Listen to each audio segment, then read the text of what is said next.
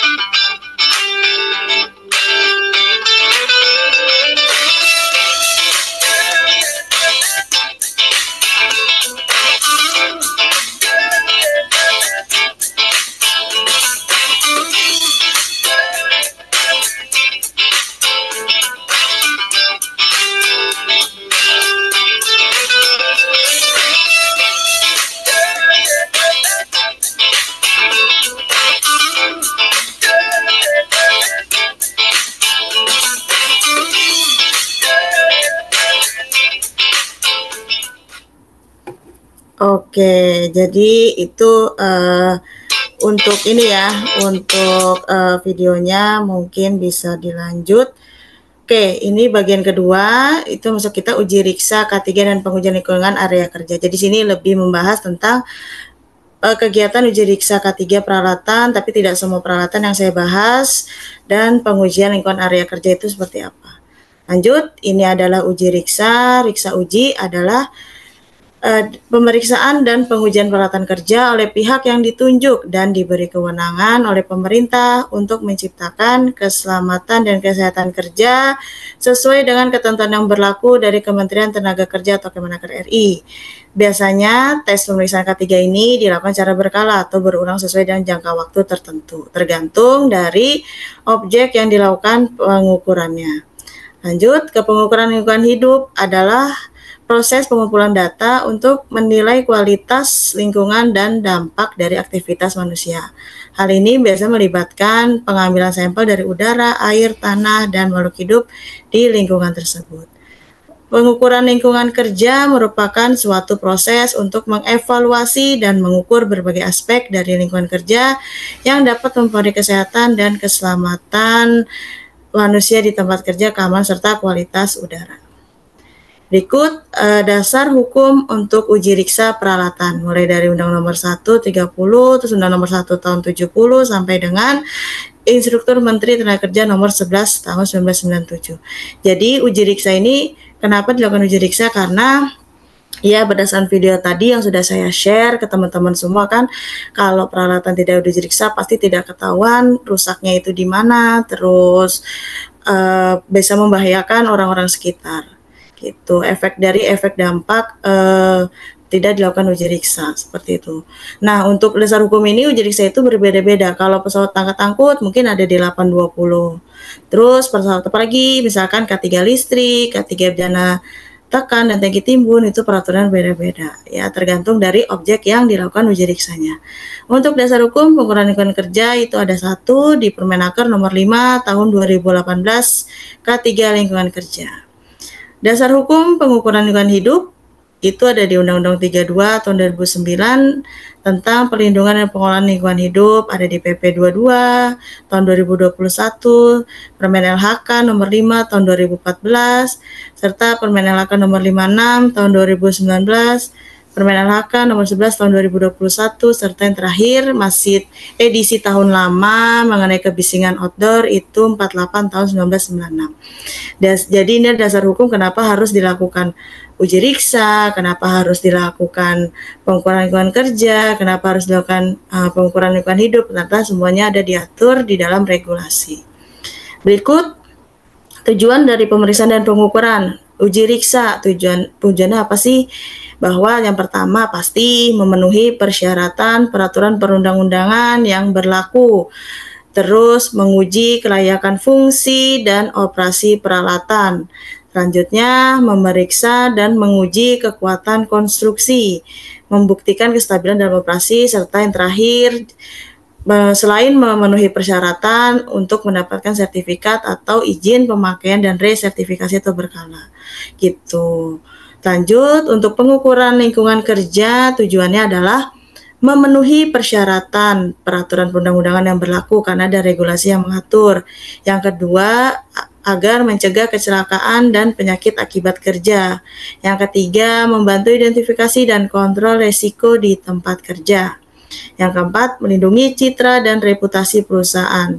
Kelima, untuk mendapatkan sertifikat. Jadi sebenarnya goal dari masing-masing dari uji riksa, pengukuran lingkungan kerja, sampai dengan pengukuran lingkungan hidup adalah selain memenuhi persyaratan peraturan sesuai regulasi, dan terakhir adalah untuk mendapatkan sertifikat atau suket. Biasanya kan yang diminta pada saat audit, pada saat tender, itu pasti yang ditanya hasil ujinya seperti apa. Jadi inilah pentingnya untuk melakukan uji riksa, pengukuran lingkungan kerja sampai dengan pengukuran lingkungan hidup. Oke, next. Lanjut kita ke materi selanjutnya, yaitu mengenai ruang lingkup. Ruang lingkup ini adalah tentang membahas apa aja sih yang ada di ruang uji riksa itu, apa yang ada di pengukuran lingkungan hidup, apa yang ada di pengukuran lingkungan kerja, seperti itu teman-teman. Nah, ini jadi ruang lingkup uji riksa itu ada alat berat, bejana dan tangki. PTP ini adalah pesawat tenaga dan produksi, fire protection, listrik, dan petir. Nah, untuk uji riksa apa aja sih? Alat dari mulai alat berat, alat-alat apa aja nih yang harus kita lakukan uji riksa? Mungkin teman-teman webinar yang hari ini di tempat kerjanya coba dicek-cek lagi. Ada nggak sih alat-alat atau peralatan lainnya, alat berat, terus bejana, PTP, fire protection, listrik, dan petir yang harus dilakukan uji riksa. Seperti forklift, itu wajib ya, harus dilakukan uji riksa berkala.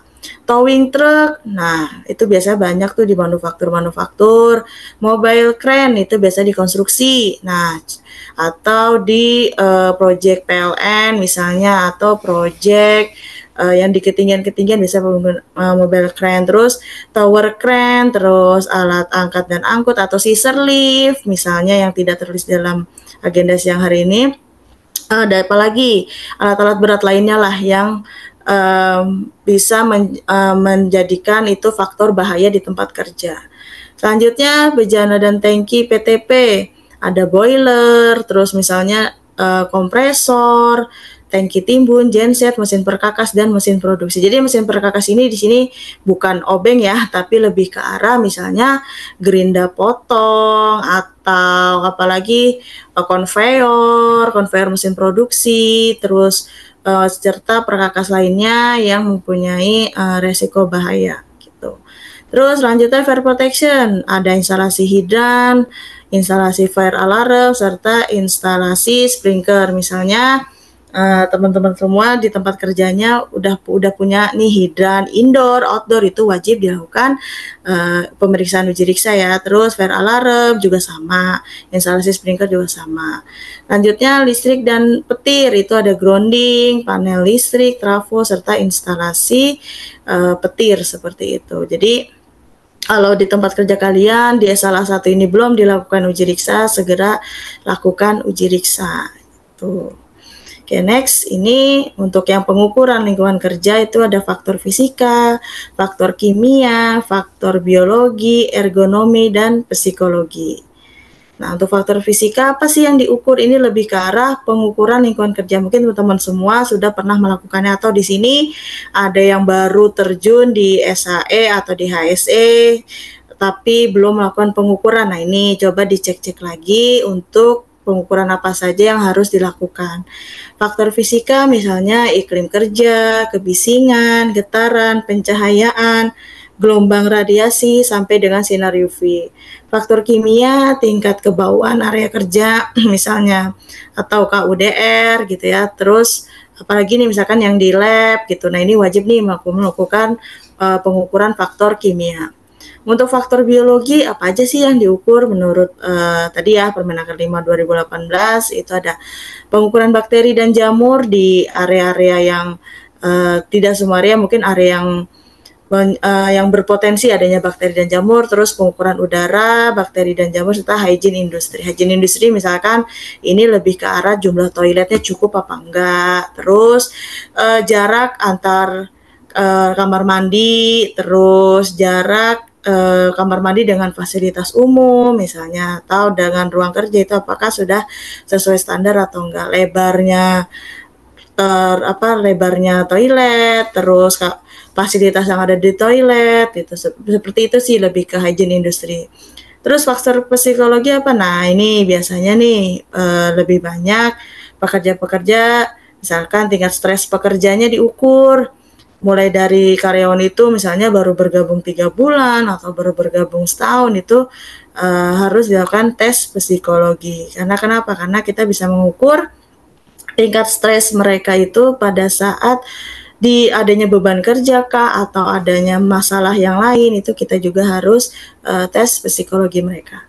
Selanjutnya faktor ergonomi, itu ada kesesuaian posisi kerja dengan benda kerja. Jadi ini wajib juga diukur nih, tidak hanya untuk pekerja office, tapi faktor ergonomi ini lebih ke pekerja-pekerja yang misalnya nih operator produksi, sudah sesuai belum ya posisi dia berdiri dengan jarak mesin, terus misalnya di konstruksi, di industri konstruksi misalnya nih operator apalagi operator ekskavator, posisi duduknya dia sudah benar atau enggak, terus jarak peralatan kerjanya yang ada di dalam dengan posisi badan dia apakah lebih tinggi atau lebih pendeknya, itu harus diukur juga faktor ergonominya karena dapat menyebabkan kelelahan yang berlebih ya gitu. Lanjut untuk ruang lingkup, pengukuran lingkungan hidup itu ada air limbah, air permukaan, serta air bersih. Yang kedua, kebisingan outdoor, udara ambien. Terus yang terakhir ada emisi cerobong sama emisi kendaraan. Nah inilah ruang lingkup dari pengukuran lingkungan hidup, mulai dari air limbah industri itu yang diukur hanya outlet saja. Air permukaan, misalnya air permukaan ini lebih ke air badan air penerima dari air limbah itu, misalnya kayak limbah industri farmasi itu dibuangnya di badan air di belakang pabrik. Nah itu badan airnya yang harus diukur untuk diambil sampel air limbahnya. Untuk air bersih ini biasanya air yang digunakan untuk fasilitas MCKK atau fasilitas produksi, penunjang produksi. Nah itu yang diambil. Untuk kebisingan outdoor ini biasanya dilakukan di halaman depan atau halaman belakang atau titik lainnya sesuai dengan ketentuan yang tertulis di dokumen lingkungan. Udara ambien ini juga sama ya, di 2 titik atau lebih tergantung dari jenis kegiatan dan yang tertuang di dokumen lingkungan seperti apa. Emisi cerobong, misalnya cerobong boiler, cerobong genset, cerobong dust collector, atau cerobong-cerobong lainnya lah yang menyebabkan kepulan asap, misalnya insenerator. Nah itu juga cerobongnya juga harus diuji seperti itu. Emisi kendaraan ini lebih ke kendaraan operasional milik Bapak dan Ibu di perusahaannya, atau ada kendaraan truk yang yang melintas di jalanan. Jadi kalau mobil-mobil punya kendaraan itu juga harus dilakukan uji emisi kendaraan seperti itu. Nah untuk waktu pelaksanaannya gimana? Tadi kan sudah jelaskan ya ruang lingkupnya, terus latar belakangnya kenapa sih harus dilakukan uji riksa, harus dilakukan pengukuran lingkungan kerja, harus dilakukan pengukuran lingkungan hidup. Nah itu. Nah sekarang waktu pelaksanaannya gimana? Kapan dilakukan uji riksa peralatan? Kapan dilakukan pengukuran lingkungan kerja? Kapan dilakukan pengukuran lingkungan hidup? Nah, untuk uji riksa peralatan ini biasanya dilakukan ada yang sertifikasi awal, misalnya nih peralatannya baru datang, peralatannya baru rilis operasi dari vendor, terus itu juga harus dilakukan uji riksa terlebih dahulu untuk supaya meyakinkan alat ini layak nggak ya untuk dilakukan beroperasi gitu. Terus yang kedua resertifikasi itu harus minimal 1 tahun sekali dilakukan. Selanjutnya, pengukuran lingkungan kerja itu minimal 1 tahun sekali. Atau untuk area-area tertentu misalnya terlalu pekat kah, terlalu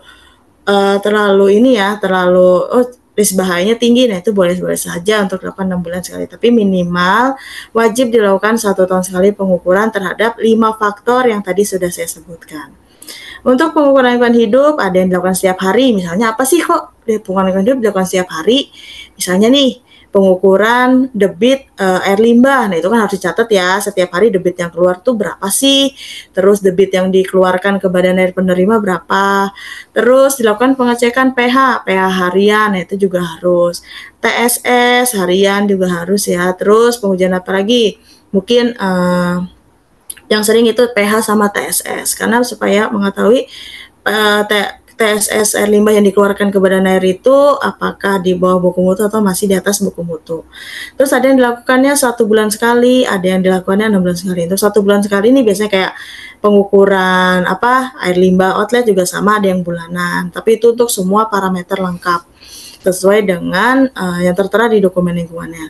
Terus 6 bulan sekali. Nah, itu biasanya apa? Nah, itu tadi yang disebutkan pengukuran udara ambien, pengukuran kebisingan outdoor ya, terus pengukuran emisi cerobong. Nah, itu dilakukan 6 bulan sekali tergantung dari cerobongnya. Misalkan kalau CEMS itu kan harus dilakukan setiap hari ya. Terus kalau misalnya cerobong-cerobong yang kayak pengolahan di limbah B3 di tanur-tanur itu kan ada yang 6 bulan sekali, ada yang setiap bulan, ada yang setiap hari, tergantung dari yang tertulis di dokumen lingkungannya Bapak dan Ibu semua.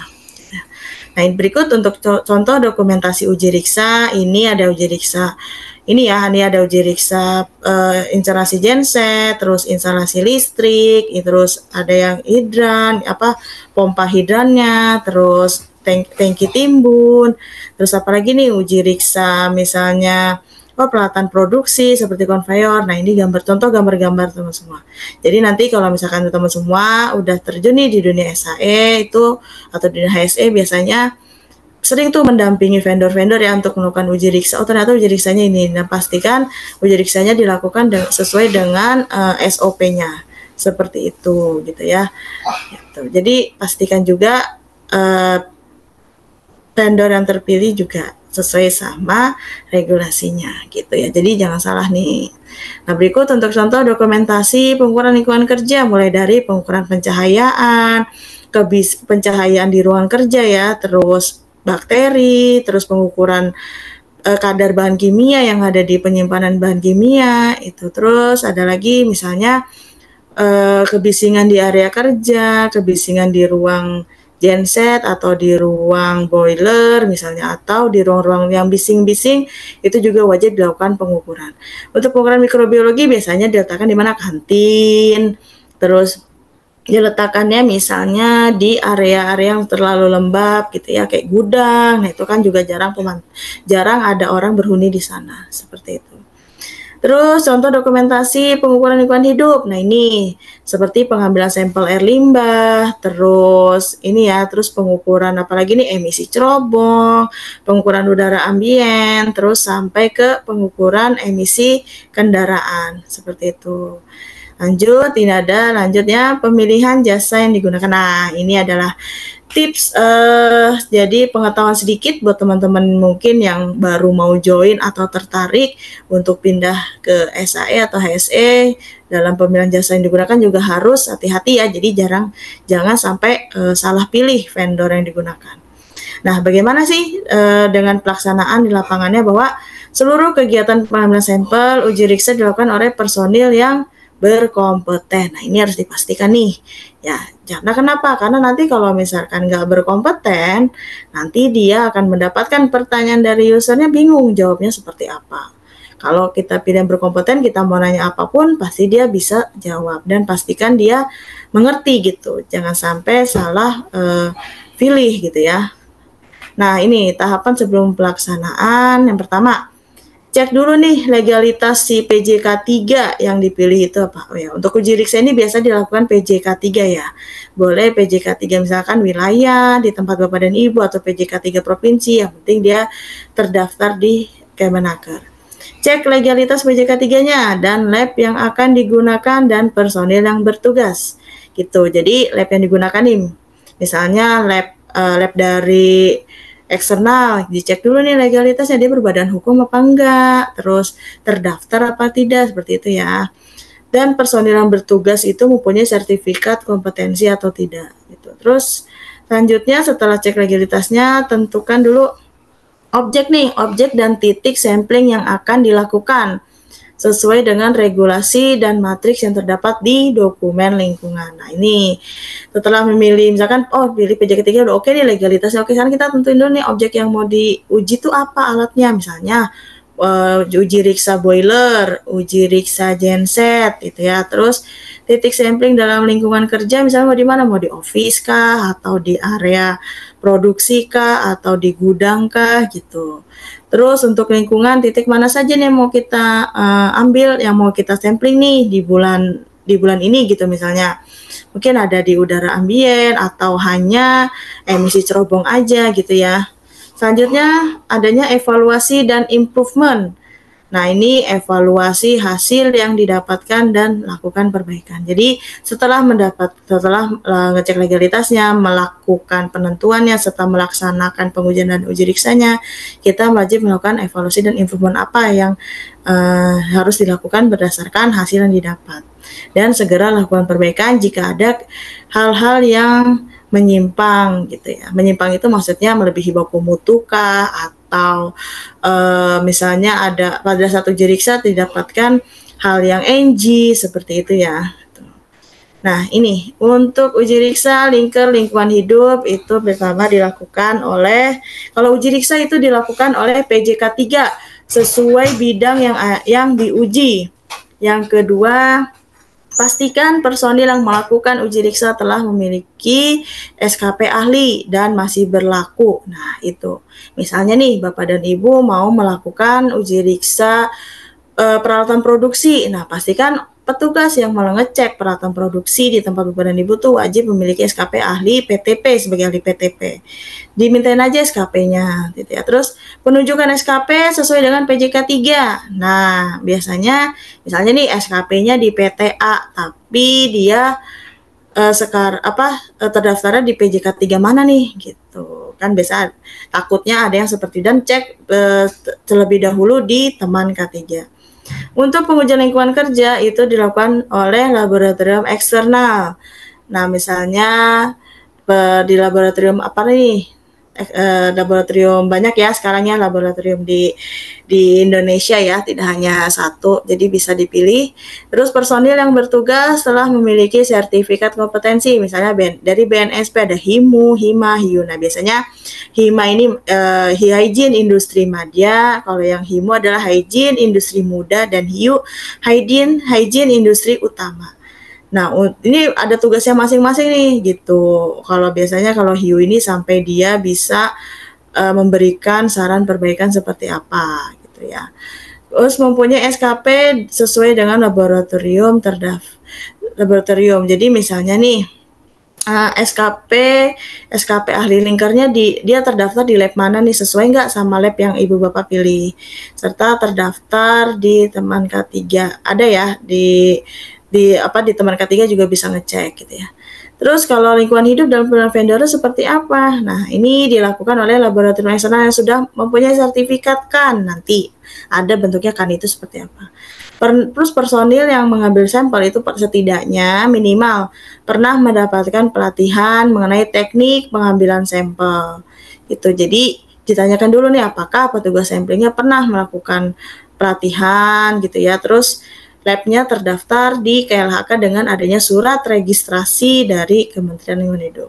Nah, ini adalah contoh-contoh sertifikat yang biasanya dimintakan, yang wajib dimintakan oleh user ke vendor yang melakukan pengujian lingkungan. Nah, ini adalah untuk SKP dari lab ini sendiri sebagai penguji lingkungan kerja. Dilihat lagi dari Kemenaker. Terus ini ada sertifikat kan sebagai laboratorium penguji. Lihat dulu nih dia bertindaknya sebagai laboratorium apa? Laboratorium penguji kah atau hanya laboratorium kalibrasi saja kah? Karena itu beda untuk tugas dan tanggung jawabnya ya. Terus laboratorium lingkungan juga terdaftar nih surat tanda registrasi kompetensi di lingkungan hidup. Oh, berarti labnya sudah berkompeten. Terus selanjutnya, nah ini sertifikat personil, ini contoh lagi yang sebelah pinggir, ini ada sertifikat kompetensi dari BNSP gitu ya.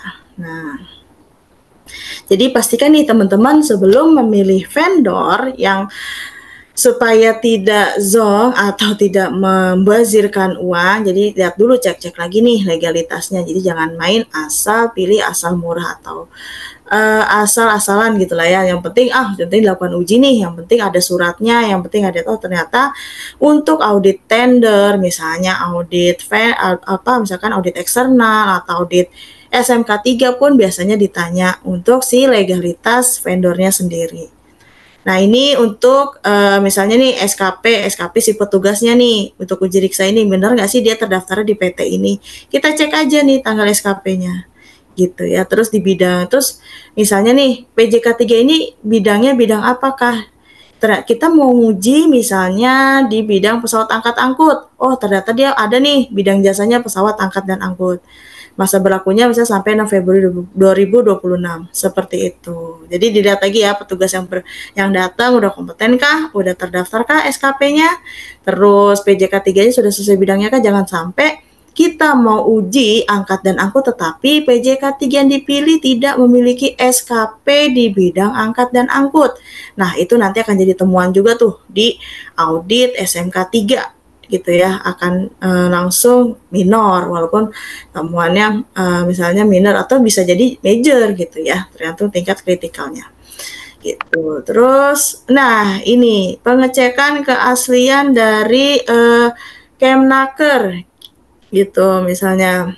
Nah ini pertama teman-teman bisa akses di teman K3 www.temank3kemnaker.go.id, bisa pilih kalau udah masuk webnya bisa pilih ke lembaga K3.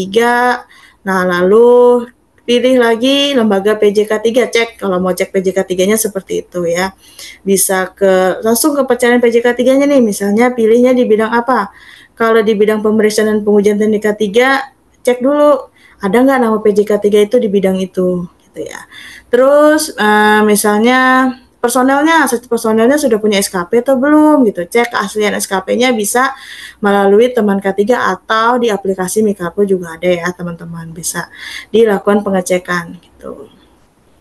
Nah ini untuk pengecekan keaslian BNSP. Kalau BNSP ini lebih ini ya, hanya melihat BNSP ini terdaftar nggak sih LSP ini, LSP-nya ini terdaftar nggak di BNSP dan masih berlaku atau tidak gitu ya. Nah ini biar teman-teman bisa akses di www.bnsp.go.id dengan melihat misalnya nih kita mau lakukan si kompetensinya benar nggak sih LSP-nya, LSP yang dipilih gitu ya. Nah di BNSP kan ada kalau misalkan teman-teman mau lihat di industrial hygiene, biasanya lembaga sertifikasinya ada LSP hygiene industri. Nah itu dia mencangkup untuk ahli K3 yang saya bilang HIMU, HIMA, HIU gitu ya, itu bisa dilihat keasliannya di BNSP ini. Kalau misalkan dia lembaga trainingnya benar di LSP misalkan hygiene industry, oh iya berarti benar nih gitu. Cek aja, misalkan ada di bawah ya di capnya itu LSP apa nih dia ngambilnya di sertifikat BNSP-nya gitu. Jut, untuk penentuan titik sampling, nah ini udah saya rangkum. Kalau sampling, kalau uji riksa itu ditentukan bisa regulasi, oke ya, oke semua. Dilihat dari resiko bahayanya. Oh, uji riksa nih oke, kalau pengukuran lingkar juga oke, ternyata penelitian hidup dilihat bukan dari resiko bahaya, tapi dilihat dari matriks dokumen lingkungan. Biasanya berupa di dokumen AMDAL kah, di dokumen UKLUPL kah, dilihat lagi ya, di bagian matriksnya aja biasanya kan ada tuh upaya yang harus dilakukan, berapa frekuensinya gitu ya.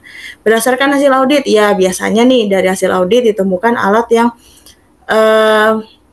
belum dilakukan uji riksa. Nah itu juga wajib dilakukan uji riksa teman-teman. Terus pengukuran lingkar juga sama dari hasil audit nih, misalnya tahun ini belum dilakukan pengukuran pencahayaan di ruang A. Nah itu juga bisa ya segera dilakukan berdasarkan hasil audit.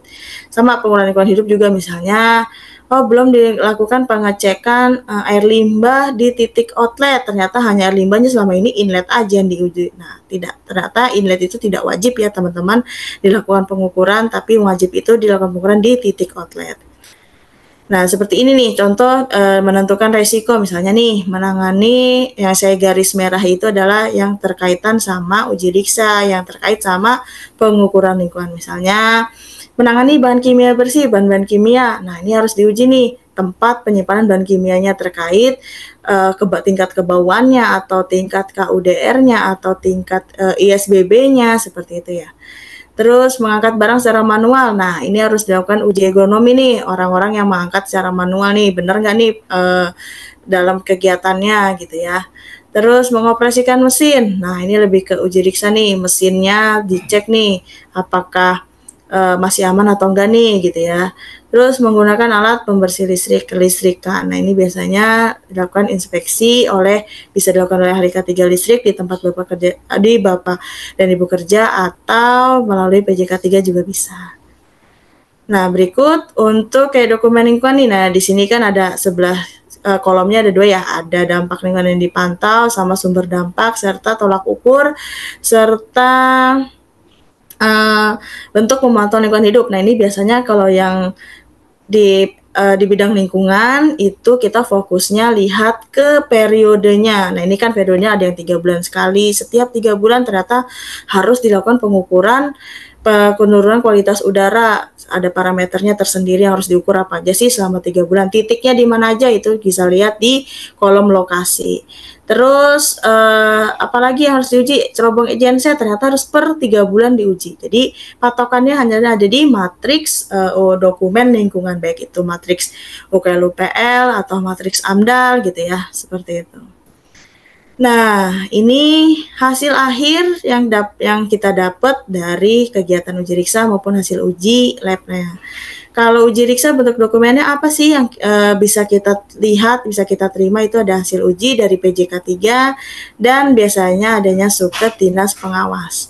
Untuk pengukuran lingkar atau lingkungan kerja itu biasanya hasil uji lab dan suket dinas pengawas. Nah, suket ini biasanya kalau yang sudah penerapan SMK 3 itu atau ISO 45001 itu biasa ditanya tuh suket dari dinas pengawasnya mana. Jadi suket ini tidak harus, misalnya tidak harus semua semua titik disuketkan gitu ya, enggak. Jadi misalnya tahun ini hanya suketnya dari misalnya faktor fisika saja, oh ya sudah, berarti yang faktor fisika disuket.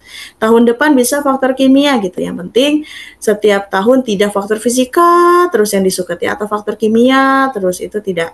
Jadi bisa semua faktor harus ada di suketnya.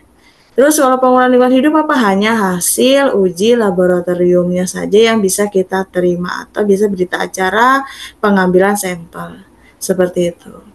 Nah, ini untuk kayak misalnya suketnya nih ya, ini kan ada, nah ini contoh suket yang dari dinas pengawas gitu ya, terus ada report analisis, nah ini juga sama gitu. Jadi ini adalah bentuk LHU. Mungkin teman-teman yang misalkan baru lulus nih, nanti di dunia kerja jangan kaget kalau lihat ini apa ya gitu. Oh, ternyata ini surat keterangan bahwa kita sudah melakukan uji riksa peralatan, dan ini adalah report of analysis, itu adalah hasil uji dari pengukuran lingkungan kerja maupun lingkungan hidup yang kita sudah lakukan.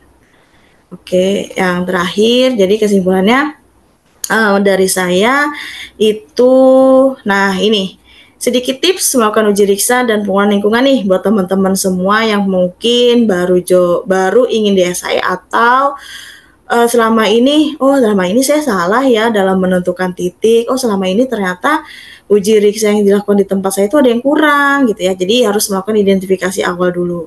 Lihat dulu HIRA DC-nya gitu ya. Jadi jangan main asal, oh alat ini dilakukan uji riksa nih. Kenapa alasannya gitu?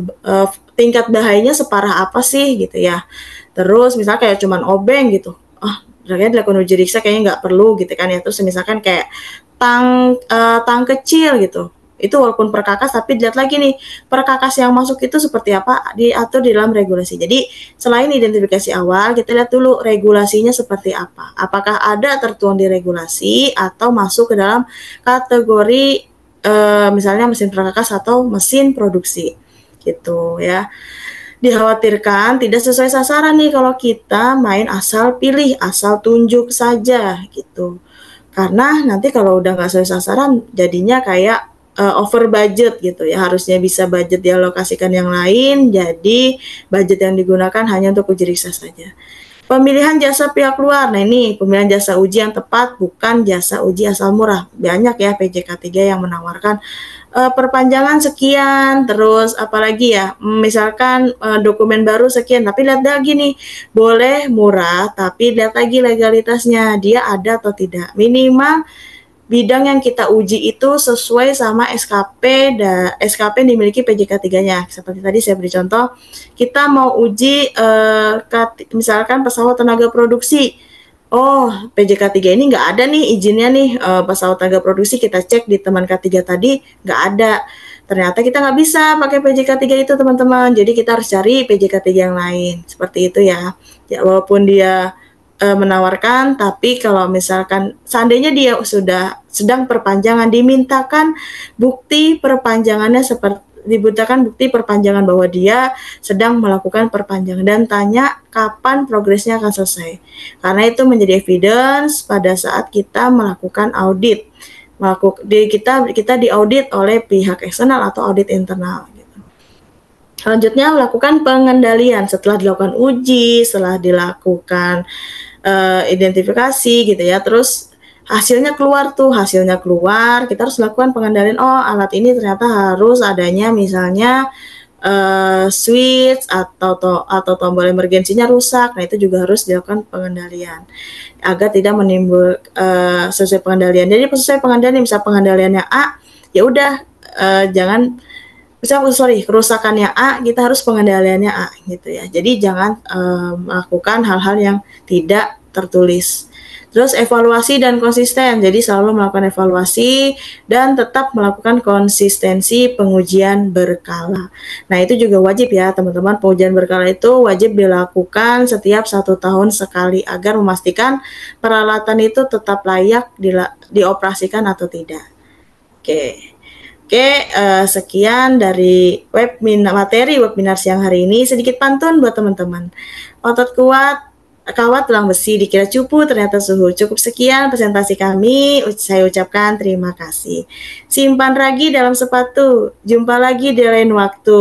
Oke, sekian acara webinar siang hari ini. Saya kembalikan ke Mas Arief.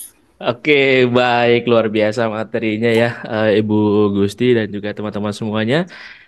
Diakhiri dengan pantun yang cukup membuat kita bahagia juga ya.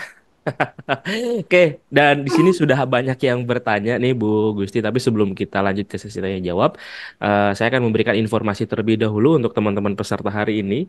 Buat teman-teman semuanya yang ingin bertanya, silahkan bisa tuliskan pertanyaannya di kolom Q&A atau bisa juga nanti klik raise hand dan nanti akan kami berikan kesempatan untuk teman-teman bisa bertanya langsung dengan Ibu Gusti. Oke, nah sebelum kita lanjut ke sesi tanya jawab dan sambil menunggu teman-teman semuanya untuk menuliskan pertanyaannya, ada beberapa informasi untuk teman-teman semuanya. Yang pertama, pastikan teman-teman semuanya sudah install aplikasi Mika Super FK3. Gunanya untuk apa? Gunanya adalah banyak sebenarnya teman-teman ya. Yang pertama tentunya sertifikat. Sertifikat juga akan kita tayangkan di aplikasi Mika Super FK3. Dan nanti teman-teman selain itu, teman-teman juga bisa mengakses modul pelatihan, regulasi, terus juga ada jadwal pelatihan dan ada video pelatihan ada di aplikasi. Ya, jadi pastikan teman-teman sudah install dan juga sudah platinum nih ya, karena kalau belum platinum ada dua menu yang terkunci, yaitu menu regulasi K3 dan juga menu modul pelatihan. Termasuk modul pelatihan webinar setiap hari Sabtu, kita juga akan share di aplikasi Mika ya. Jadi modul pelatihan tidak di-share melalui email maupun WhatsApp, tapi sudah kita kumpulkan jadi satu agar teman-teman mudah untuk mencarinya di aplikasi Mika Super FK3. Nanti ceknya di mana kalau di menu modul pelatihan? Nah, buka aja modul pelatihan, lalu nanti pilih yang soft skill kalau untuk webinar yang hari Sabtu. Lalu pilih yang kolega 2024. Ya, ada 2023, 22, 21, ada banyak di sana. Silakan nanti teman-teman bisa pilih di aplikasi Mika di menu modul pelatihan. Seperti itu ya. Dan kalau misalkan masih silver, gimana cara upgrade-nya? Nah, silakan bisa simak video berikut ini untuk bisa mengupgrade menjadi platinum. Tutorial upgrade Platinum Member aplikasi Mika Super App K3. Yang pertama, silahkan Anda klik salah satu gambar gembok yang ada pada halaman beranda Anda, kemudian klik upgrade kartu Platinum. Lalu, Anda bisa pilih dengan 3 masa aktif kartu, 3 bulan, 6 bulan, ataupun 1 tahun. Setelah itu, klik upgrade sekarang. Kemudian Anda bisa pilih metode pembayaran melalui virtual account atau juga e-wallet. Setelah itu, klik bayar. Kemudian, silahkan salin rekening virtual Anda dan lakukan transfer berdasarkan nominal yang telah tersedia pada aplikasi. Dan khusus Anda yang menggunakan Mandiri, silahkan Anda pilih pihak ketiga, yaitu Sendit 88908, sesuai dengan 5 angka yang ada di depan rekening virtual Anda. Setelah Anda transfer, silahkan Anda buka kembali aplikasi Mika Super App K3, lalu refresh kembali aplikasi Anda. Setelah itu, Anda bisa klik nama Anda, lalu akan muncul member card Platinum. Oke, baik. Itu tadi cara untuk upgrade platinum ya, teman-teman. Pastikan teman-teman sudah platinum supaya bisa terkirim sertifikatnya. Pak, kalau misalkan saya upgrade-nya bulan depan, sertifikat sebelum-sebelumnya akan terbit nggak? Bisa. Nanti silakan hubungi saya terkait dengan penerbitan sertifikatnya. Oke, nah selanjutnya adalah teman-teman pastikan juga sudah memfollow atau mensubscribe channel YouTube-nya Kak Cik Deni, karena untuk rekaman webinar kolega setiap hari Sabtu kita akan upload juga di channel YouTube-nya Kak Cik Deni ya, untuk teman-teman nanti bisa nge-review kembali materi-materi setiap hari Sabtu kalau ketinggalan atau kalau ada yang lupa-lupa nih materinya. Dan juga pastikan klik tombol lonceng supaya nggak ketinggalan video-video terbaru. Selain rekaman webinar, ada video K3 juga di channel YouTube-nya Kak Cik Deni. Dan untuk informasi selanjutnya dimulai dari perpanjangan, pastikan teman-teman yang sudah punya SKP dan lisensi ahli K3 umum dipastikan tidak expired lebih dari 1 tahun. Kenapa? Karena kalau lebih dari 1 tahun expirednya, maka teman-teman perlu ikut refreshment. Nah, harga refreshment ini lumayan teman-teman ya dibandingkan harga perpanjangannya. Jadi pastikan tidak expire lebih dari 1 tahun ya teman-teman. Atau punya lisensi K3 lainnya ya, seperti damkar, supervisor perancah, K3 listrik, K3 ketinggian sampai dengan konstruksi, serta SIO juga Mediatama bisa bantu untuk perpanjangannya, seperti itu. Dan kalau untuk teman-teman semuanya yang saat ini ingin terjun ke dunia K3, bagaimana langkah awalnya? Nah, silahkan bisa ikut yang sertifikasi atau ambil kompetensi ahli K3 umum Kemnaker RI, teman-teman. Dan ini akan dilaksanakan secara online. Persyaratannya, kalau untuk teman-teman ingin mengambil yang Kemnaker RI, yang ahli K3 umum Kemnaker RI, ini wajib pendidikannya minimal D3. Ya, kita juga akan laksanakan secara offline ya, baik online dan juga offline itu sama pendidikannya minimal D3. Jadi teman-teman bisa pilih nih, ada yang mau offline silahkan bisa ikut, ada atau juga untuk teman-teman yang dari jauh bisa ikut yang online seperti itu. Kalau misalkan pendidikan saya hanya SMK atau SMA, bisa nggak Pak? Bisa banget tentunya. Teman-teman bisa ikut yang program ahli K3 BNSP. Nah, ini untuk minimal pendidikannya adalah SMA.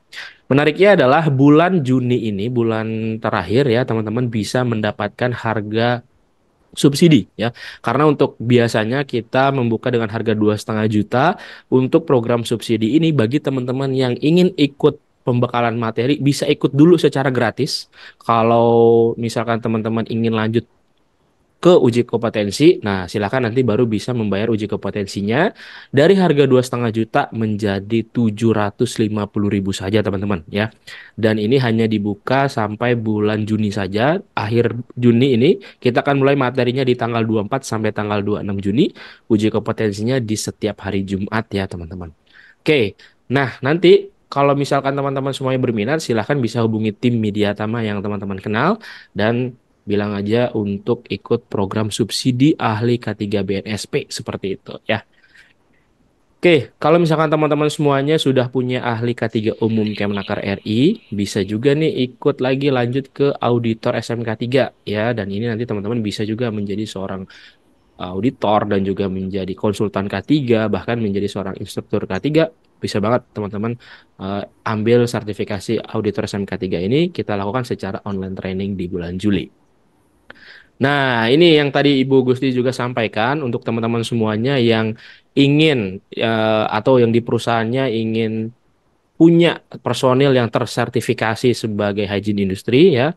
Nah, bisa ikut yang ahli K3 muda lingkungan kerja ya. Tadi Ibu Gusti juga sudah sampaikan bahwa nanti sertifikat hygiene industri mudanya atau HIMU dari BNSP nanti teman-teman juga bisa mendapatkan SKP dan juga lisensi ahli K3 muda lingkungan kerja ya. Nah, nanti teman-teman bisa ikut secara blended training.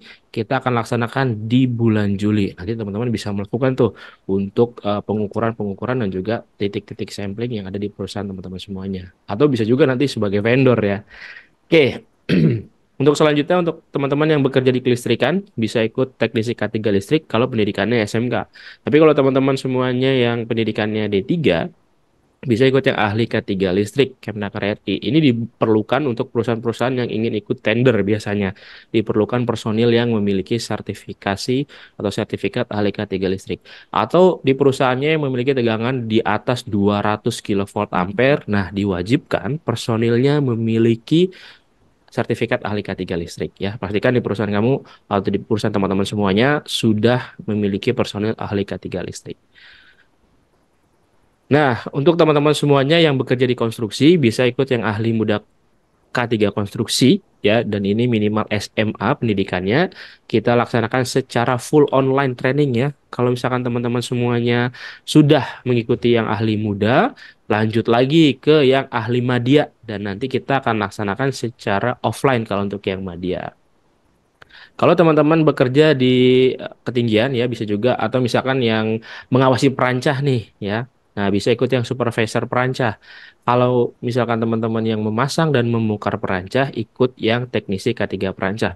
Nanti kita akan laksanakan di bulan Juli ya, di tanggal 8 dan juga tanggal 9 Juli secara blended training. Nanti teman-teman akan praktek langsung bagaimana caranya memasang perancah dan juga menghitung untuk keamanan dari si perancah itu sendiri. Lalu kalau misalkan teman-teman semuanya di perusahaannya diberikan amanah untuk menjadi tim tanggap darurat, nah bisa juga ikut yang petugas peran kebakaran kelas D. Kita akan laksanakan di minggu depan di tanggal 26 Juni. Ini persyaratannya teman-teman minimal SMP, jadi teman-teman yang SMA bisa ikut ya. Yang minimal SMA bisa ikut, atau S1 juga apalagi bisa ikut ya. Tapi kalau teman-teman semuanya sudah punya nih ahli petugas kebakaran kelas D, lanjut lagi yang kelas C ya. Apa bedanya? Kalau yang kelas D teman-teman memadamkan api menggunakan APAR dan juga fire blanket, dan juga kalau misalkan teman-teman yang kelas C, nah nanti akan memadamkan api menggunakan hidran dan juga nanti menggunakan SCBA ya. Nah, kalau untuk yang kelas C kita laksanakan secara full offline. Jadi bedanya kalau yang kelas D kita blended training, materinya online, prakteknya aja yang offline. Kemudian untuk teman-teman bisa juga ikut yang petugas P3K. Nah, ini juga penting nih di perusahaan memiliki seorang yang yang mempunyai sertifikat P3K ya. Jadi sudah mengetahui nih bagaimana caranya nanti cara membidai dan juga cara RJP yang benar. Nanti akan teman-teman pelajari juga saat praktek ya di media Tama. Kalau misalkan teman-teman bekerja di ketinggian, khususnya untuk menggunakan platform perancah, itu bisa ikut yang TKBT tingkat 2 ya. Tenaga kerja bangunan tinggi tingkat 2. Kalau misalkan teman-teman yang menggunakan akses tali pekerjaannya ya, nah itu bisa ikut yang TKPK tingkat 1. Dan ini kita laksanakan secara blended training. Lalu untuk teman-teman yang perusahaannya punya forklift, pastikan SIO-nya ada dan pastikan tidak bodong ya. Biasanya banyak nih forklift yang CEO-nya bodong. Nah, pastikan teman-teman sudah tersertifikasi, dan kalau misalkan belum, bisa ikut di Media Tama untuk operator forklift ya. Dan ini dilakukan secara full online, prakteknya di tempatnya masing-masing, di perusahaannya masing-masing. Nanti menggunakan Zoom saja direkam. Kalau misalkan tidak ada forkliftnya, bisa sewa di tempat area kerjanya teman-teman semuanya. Nah, kalau teman-teman semuanya bekerja di rumah sakit ya, bisa juga ikut untuk K3 rumah sakit. Dan ini khususnya untuk teman-teman yang ingin akreditasi ya, di rumah sakitnya bisa ikut yang K3 rumah sakit Kemnaker RI. Tapi kalau teman-teman ingin yang BNSP, bisa ikut yang paramedis muda, paramedis K3 muda ya. Kita laksanakan secara full online termasuk dengan uji kompetensinya. Dan ini kita laksanakan di tanggal 2 sampai 5 Juli. Kalau teman-teman bekerja di ruang terbatas, ikut juga yang teknisi K3 ruang terbatas. Kita laksanakan secara blended training, jadi teman-teman nanti akan praktek bagaimana caranya untuk bekerja di ruang terbatas ya. Lalu untuk teman-teman yang ingin bekerja di sektor migas, nah ini bisa juga ya, teman-teman bisa ambil yang operasi K3 migas atau pengawas. Bedanya apa? Nah, kalau bedanya sebenarnya teman-teman, kalau yang pendidikan SMA itu ikutnya yang operasi K3 migas ya, atau operator. Nah, tapi kalau teman-teman yang minimal D3 bisa langsung ikut yang sertifikasi pengawas K3 migas. Dan ini kita laksanakan secara full online training. Nah, ini juga penting untuk teman-teman yang saat ini bekerja di HSE ya, atau menjadi HSE. Nah, penting juga teman-teman mengetahui terkait dengan investigasi. Bisa juga ikut yang petugas insiden investigasi ya, karena ini juga sangat dibutuhkan ya di beberapa perusahaan. Kita laksanakan secara online training, dan ini sertifikatnya dari BNSP. Nah, ini juga tadi juga sempat diinformasikan oleh Ibu Gusti terkait dengan pengecekan apakah sertifikatnya asli atau tidak nih ya untuk SKP dan juga lisensi ya. Nah, di aplikasi Mika itu ada menu baru atau fitur baru yaitu teman K3 di sini. Nah, nanti teman-teman bisa cari personil, apakah nanti personilnya sertifikatnya itu sudah asli atau palsu. Nah, nanti di sana bisa dicek di aplikasi. Atau teman-teman juga ingin ikutan sertifikasi ahli K3, cari juga PJ K3-nya sudah terdaftar atau belum di Kemnaker ya, di teman K3. Di sini teman-teman bisa akses ya. Dan ini adalah ATK standar yang teman-teman bisa dapatkan kalau misalkan teman-teman memilih Media Tama sebagai partner sertifikasi teman-teman semuanya.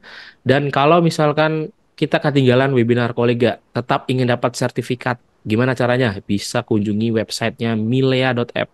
Ini adalah platform e-course-nya Media Tama. Teman-teman bisa akses di sini. Ada ratusan video K3, termasuk webinar hari ini. Juga nanti akan diupload di websitenya Milea. Nanti teman-teman yang ketinggalan atau ada teman kita yang ketinggalan bisa daftar atau ikut e-course-nya di websitenya Milea. Nanti akan dapat sertifikat ya. Dan nanti tinggal download aja sertifikatnya dan juga kelebihannya bisa download modul teman-teman. Kalau di aplikasi Mika kan hanya akses saja ya, tidak bisa di-download. Nah, ini juga kalau misalkan teman-teman bekerja ya atau ingin switch karir, nah bisa kunjungi mediatama.co.id. Di menu karir di sini ada ratusan lowongan pekerjaan setiap harinya yang update. Bisa langsung kunjungi dan masukkan CV saja. Kalau belum punya CV, bisa langsung buat CV online di aplikasi Mika di sini ya.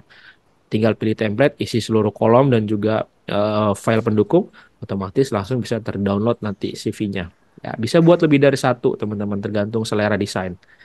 Nah, kemudian ini juga kalau misalkan teman-teman ingin mendapatkan uang saku ya sebesar 3 juta rupiah per bulan, gimana caranya? Caranya adalah menggunakan sistem referral ya. Gimana cara kerjanya? Silahkan bisa simak video berikut ini. Tutorial penggunaan kode referral.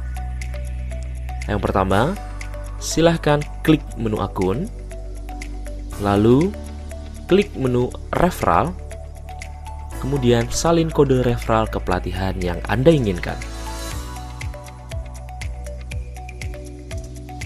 Kemudian, pilih pelatihan yang Anda inginkan, lalu klik proses pemesanan, lalu masukkan kode referral Anda, lalu klik selanjutnya, otomatis akan muncul pada detail pesanan Anda. Selanjutnya, tutorial penarikan saldo referral. Yang pertama, silahkan Anda klik ubah rekening, kemudian lengkapi biodata rekening Anda, lalu klik simpan. Kemudian klik tarik saldo, lalu ajukan penarikan saldo minimal 1,3 juta, dan klik ajukan.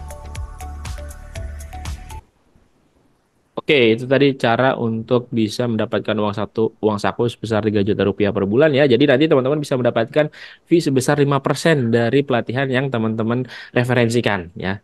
Nah, kalau misalkan ada yang ingin informasi lebih lanjut, silahkan bisa hubungi nomor yang tertera di depan layar atau bisa WhatsApp tim kami ya. Dan pastikan juga teman-teman sudah subscribe channel YouTube PKC Denny, follow akun sosial medianya Media Tama, dan juga Facebook Media Tama ya, Facebook, Instagram, serta TikToknya Kaci Denny. Nah, jangan lupa di follow. Kalau misalkan teman-teman ada yang ingin kerjasama sebagai sponsor, bisa hubungi nomor yang tertera di depan layar atau teman-teman instruktur nih yang ingin bergabung di komunitas instruktur Media Tama, bisa hubungi saya, nanti akan saya bantu untuk jadwalkan teman-teman dan bisa menjadi pembicara di webinar setiap hari Sabtu.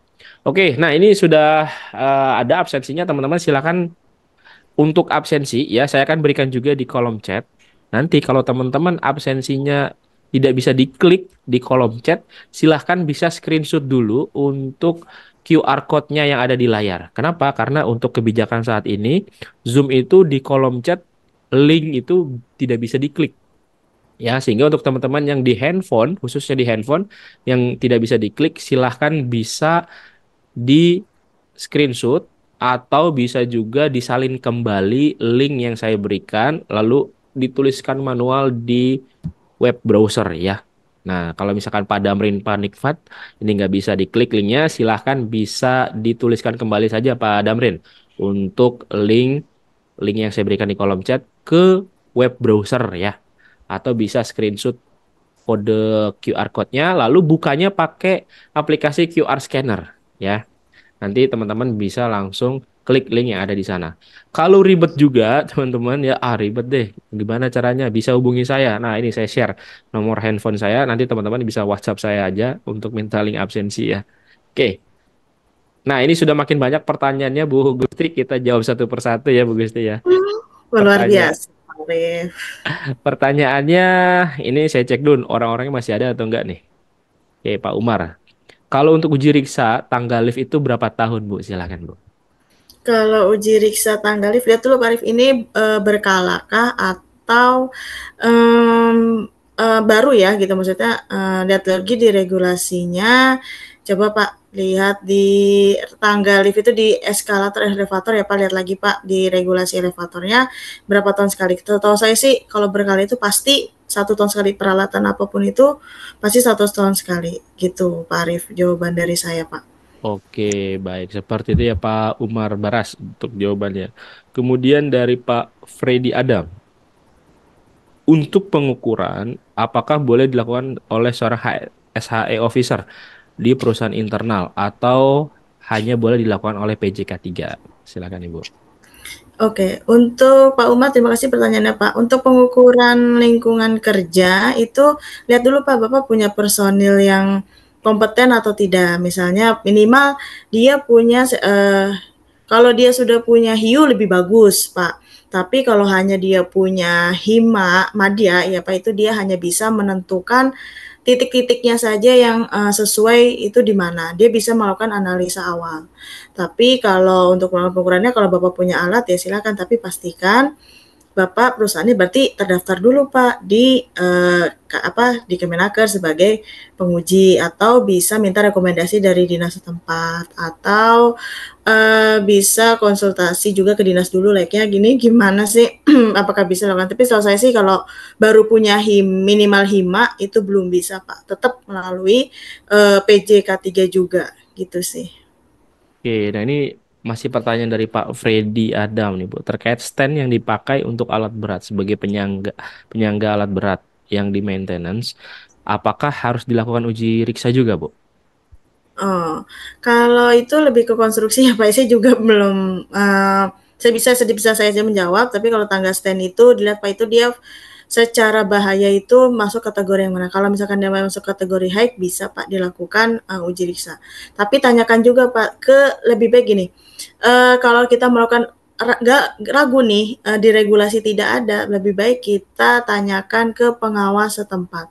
Apakah perlu dilakukan uji riksa apa enggak? Karena kalau ditanya ke PJK 3-nya pasti dibilangnya, ya ini uji riksa karena itu bagian dari market. Lebih baik sih saran saya tanya ke dinas setempat aja Pak, minimal pengawas K3 di tempat Bapak. Karena saya sendiri aja tidak melihat ya bagiannya itu seperti apa bentukannya. Seperti itu Oke, baik. Seperti itu Pak Freddy untuk Pak Freddy. jawabannya. Kemudian dari Pak Kristo nih, Bu, terkait dengan pengukuran lingkungan hidup. Nah, ini pertanyaannya bagaimana cara efektivitas penanganan air limbah domestik di area perumahan perusahaan. Nah, ini bagaimana, Bu? Silakan. Oke, kalau ini kayaknya lebih ke agenda webinar saya yang sebelumnya sih Pak Arif ini pertanyaannya ya Pak. Karena gini Pak Kristo, kalau bagaimana melakukan pengujian limbah domestik area perumahan. Sebenarnya bisa dilakukan internal, bisa dilakukan sendiri atau melakukan pihak K3 ya. Ini saya juga pihak eksternal. Ini saya juga nggak tahu lingkupnya Pak Kristo itu menanyakan di kalau caranya bagaimana mengolah, ya itu biasanya ada vendor-vendor tertentu Pak yang bisa memberikan saran ke Bapak. Tapi kalau di sini kan saya hanya bisa menyarankan mengenai peraturan mana yang diacu gitu. Terus tapi kalau sistem pengolahannya saya bisa ngasih tahu tapi kayaknya bukan di agenda webinar ini Pak Kristo gitu. Oke, baik. Seperti itu Pak Kristo ya. Atau misalkan nanti Pak Kristo mau lebih detail lagi, nah bisa tonton videonya di channel YouTube PKC Deni atau di e-course-nya Milea. Di sana ada terkait dengan limbah ya Bu ya, yang Ibu Iya. sempat share juga di beberapa pertemuan lalu. Oke, kemudian lanjut lagi dari Pak Abdul Basit. Dalam pemilihan laboratorium pengujian dan lab kalibrasi, bolehkah dari satu tempat? Kalau tidak boleh, adakah regulasi yang menerangkannya Bu? Silakan. Oke, kalau pemilihan vendor itu sebenarnya terserah sih Pak, mau dari satu tempat kah, mau dari berapa tempat terserah. Yang penting itu masih masuk ke masih masuk, terutama Pak, pastikan perusahaan Bapak ada budget ya, itu masih masuk di budget atau tidak. Yang kedua, itu pastikan dia punya regulasi apa enggak. Bapak mau pilih dari berbagai tempat pun tidak masalah. Misalnya Bapak pengujian lingkungan kerja itu menggunakan laboratorium A, terus pengukuran lingkungan hidup menggunakan laboratorium B. Ya itu sah-sah saja, saya tidak bisa melarang karena nggak ada regulasi yang menyatakan harus di satu tempat, nggak ada. Yang penting pemilihan laboratorium yang dipilih itu harus mempunyai surat tanda registrasi atau terdaftar di Kemenaker teman K3 seperti itu Pak. Jadi tidak ada batasan mau dipilih satu wilayah pun tidak masalah gitu Pak. Oke, baik. Seperti itu ya Pak Abdul Basit. Lalu lanjut lagi dari Pak Kus Fajar. Untuk area perkantoran, untuk uji lingkungan kerjanya, apakah harus dilakukan uji ukur lingkungan kerja seperti pencahayaan, kebisingan dalam 1 tahun sekali? Karena umumnya faktor pencahayaan tidak berisiko tinggi. Nah, silahkan Ibu. Oke, Bapak mungkin bisa baca lagi Pak di Permenaker 5 tahun 2018, pasti itu kan ada ketentuannya ya, berapa harus dilakukan. Tapi kalau misalnya, ini sih dokumennya diperlukan untuk audit. Audit biasanya ditanya ini, sudah lakukan pencahayaan atau belum. Kalau misalkan perkantoran itu perlu dilakukan pengujian apa enggak? Perlu Pak, karena walaupun pencahayaan tidak resikonya rendah, tapi itu bisa berdampak panjang Pak. Kalau misalkan kantornya itu menurut Bapak udah cerah nih, oh ternyata kita punya standar lux yang ditetapkan harus 300. Kalau misalkan setelah diuji di bawah luxnya itu kan masih harus ditingkatkan lebih baik, dilebihkan. Jadi menurut saya wajib dilakukan pengukuran lingkungan kerja di area kantor minimal 1 tahun sekali Pak. Atau mungkin misalnya nih Bapak budget perusahaannya minim, oh saya nggak mampu nih untuk pengukuran lingkungan kerjanya semua titik gitu, boleh dibagi-bagi Pak. Misalkan tahun ini pencahayaan cukup 2 titik saja gitu. Misal walaupun di kantor Bapak ada 9 lantai, minimal tahun ini 1 lantai dulu, nanti tahun depan lantai yang berikutnya. Jadi tidak harus semuanya diuji. Jadi di linker itu kemudahannya seperti itu Pak. Dia hanya bisa dibagi-bagi kapan yang minimal per tahun itu kita melakukan pengukuran lingkungan kerja gitu. Baik. Ini ada pertanyaan menarik juga dari Ibu Anissa nih. Jika perusahaan sudah memiliki HIMU, HIMA, ataupun juga HIU, nah apakah pengukuran linker harus tetap dilakukan di lab eksternal? Kalau iya, kira-kira untuk pelaporan ke Disnakernya itu dilakukan langsung oleh ahli linker perusahaan atau bukan? Silakan, Bu. Oke, kalau sudah punya bagus nih Bu ya, Bu Nisa ya, sudah punya HIMA, HIMU, HIU, sorry. Itu tinggal ini aja Pak, bisa melakukan pengukuran lingkungan sendiri kecuali dengan pastikan alat yang digunakan itu minimal faktor fisika yang bisa dilakukan itu biasanya hanya faktor fisika saja, kecuali di tempat kerja Ibu mempunyai lab, mempunyai itu ya laboratorium untuk melakukan pengujian, itu nggak masalah. Tapi kalau di tempat kerja Bapak dan Ibu tidak mempunyai fasilitas lab, sebaiknya yang boleh dilakukan pengukuran sendiri itu hanya di faktor fisika seperti pencahayaan, seperti faktor ergonomi misalnya bisa, terus seperti psikologi boleh itu. Jadi tidak melibatkan instrumen-instrumen lab. Untuk mikrobiologi, faktor kimia itu saya sarankan tetap masih di laboratorium. Untuk pelaporannya apakah harus dilakukan PJK 3? Ya tergantung. Kalau Ibu melakukan pengukuran sendiri itu bisa dari ahli K3 HIU ya Bu ya, HIU yang membuat laporan, nanti yang menyampaikan laporannya itu ke dinas adalah si ahli K3 linker HIU-nya. Seperti itu Bu Nisa jawaban dari saya. Oke, baik. Seperti itu ya Ibu Nisa. Nah, ini kalau misalkan teman-teman semuanya ada yang ingin bertanya langsung, silahkan bisa klik raise hand. Nanti kita akan berikan kesempatan untuk bisa bertanya langsung dengan Ibu Gusti ya. Di sini udah ada Pak Randi Rio. Silahkan Pak Randi, bisa di-unmute terlebih dahulu pertanyaannya. Apa? Silahkan Pak Randi. Oke, selamat siang. Terima kasih Bang Ari, Mas Ari. Selamat siang Ibu Gusti. Selamat siang Pak Randi. Ya, mohon izin Bu ingin bertanya nih. Kita kan dalam aktualnya biasanya sering mengenal UKL, UPL, ataupun AMDAL. Nah, terkadang dari sisi aktualnya kami sebagai aplikator, terkadang masih bingung nih. Tolak ukurnya sebenarnya apa sih dalam suatu perusahaan? Oh, ternyata perusahaan ini masuk ke UKL, UPL. Oh, ternyata perusahaan ini masuknya ke AMDAL, misalkan seperti itu. Itu yang pertama. Yang kedua kan dalam aktual kami ada proses plan nanti untuk di tahun ini proses sertifikasi dalam penerapan ISO 14001 tentang lingkungan hidup. Nah, pertanyaannya apakah dari aktual pengukuran untuk lingkungan hidup tadi baik faktor-faktor bahaya fisika, biologi dan semua itu harus terlengkapi terlebih dahulu baru kita bisa untuk melakukan proses implementasi sesuai dengan persyaratan-persyaratan ISO tersebut, Ibu. 14001 maksudnya. Terima kasih, Ibu. Oke, terima kasih Pak Randi. Pertanyaan saya coba jawab ya Pak. Pertanyaan Bapak yang pertama, Bapak perusahaannya bingung nih sebagai aplikator mau ke LPL atau AMDAL. Itu sebenarnya sudah pernah saya bahas Pak di webinar saya sebelumnya. Kapan sih perusahaan dikatakan sebagai UKL, kapan perusahaan harus mempunyai dokumen AMDAL. Tapi saya ulas lagi sedikit ya Pak Randi. Jadi dilihat lagi Pak, kalau misalnya perusahaan Bapak itu dilihat lagi dari sekarang kan bisa akses ke OSS, itu bisa dilihat Pak dari KBLI-nya itu masuk ke mana Pak. Nah, itu dicek lagi. Kalau misalkan Bapak belum nemu juga, itu biasanya lihat dulu Pak historical sebelumnya. Kalau misalkan perusahaan Bapak baru dibangun, itu kan biasa Bapak mengirimkan surat ya ke dinas setempat, nanti dari dinas dapat arahan tuh, oh perusahaan ini atau kegiatan ini wajib adanya UKL atau perusahaan ini wajib adanya AMDAL. Nah, biasa dari situ Pak. Kalau Bapak banyak langkahnya Pak, jadi Bapak bisa langsung tanya pengawas lingkungan ya Pak, terus atau bisa melakukan penapisan mandiri berdasarkan lihat dari KBLI-nya. Terus selanjutnya bisa lagi melalui peraturan coba lihat Pak di peraturan tentang PP22 itu juga ada Pak tentang banyak pasal saya lupa di pasal mana, dilihat lagi aja di peraturan situ Pak. Itu Pak Randi. Terus untuk pertanyaan yang kedua, dalam perusahaan men-startup ISO 14001 mana yang lebih dulu? Jadi saya tekankan lagi ya Pak, untuk ISO 14001 tuh fokusnya dia pengujiannya air limbah, pengujiannya hanya udara ambien, pengujiannya hanya emisi cerobong atau dilihat lagi berdasarkan matriks yang ada di lingkungannya pengujiannya apa saja. Kalau pengujian lingkar seperti pencahayaan, seperti apalagi misalnya ergonomi itu tidak masuk Pak ke dalam klausul ISO. Jadi untuk melakukan startup itu sebenarnya bisa dilakukan paralel.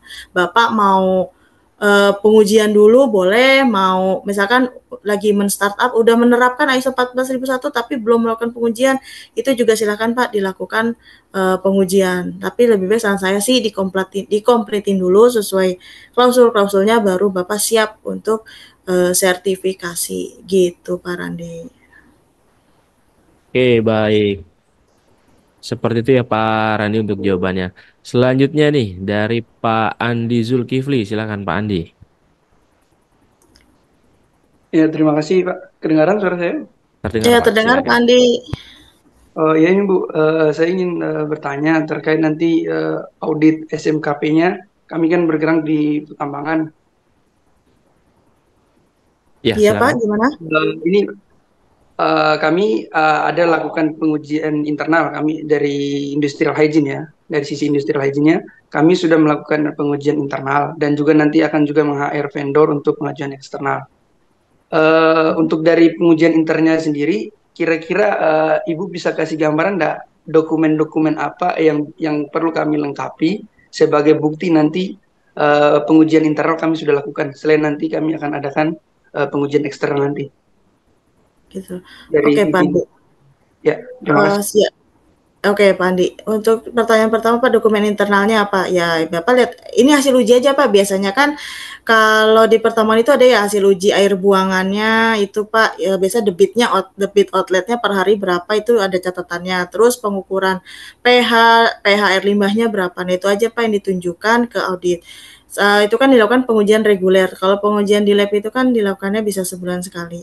Gitu Pak Andi, untuk dari saya Pak jawabannya. Jadi Pengujian internal dan eksternal pada saat audit harap ditunjukkan saja ke auditor apa yang kita lakukan karena itu menjadi sebuah evidence.